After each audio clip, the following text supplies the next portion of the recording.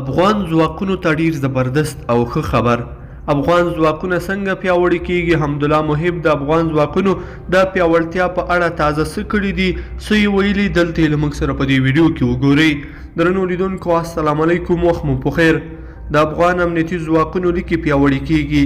د افغانستان د ملي امنیت سلاکار حمدالله محب د امنیتي ځواکونو د اصلاحاتو او غښتلتیا له مختلفو ګروپونو سره کتلي دي او ویلي دي چې د افغان امنیتي ځواکونو لیکو د تقویت لپاره به لازم پلانونه عملي شي.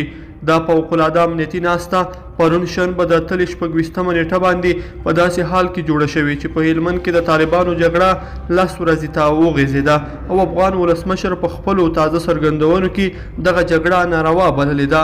د ملي امنیت سلاکار حمدالله محب په دغه ناسته کې د امنیتي ځواکونو د اصلاحاتو او غښتلتیا له مختلفو ګروپونو څخه د هغوی کاري راپورونه اورېدلي دي او ټینګار یې کړی چې د افغان امنیتي او دفاعي ځواکونو لیکو د تقویت لپاره به نور لازم پلانونه هم عملي شي.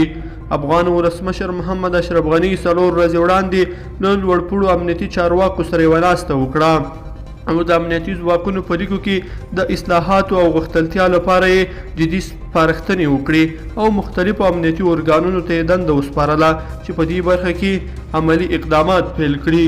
لیدونکو په دې هیله چې دا ویډیو به مو راسره تر پایه پورې کتلې وي. که مو دا ویډیو خوښه شوې ویډیو لایک کړئ د سره او چینل سبسکرایب کړئ.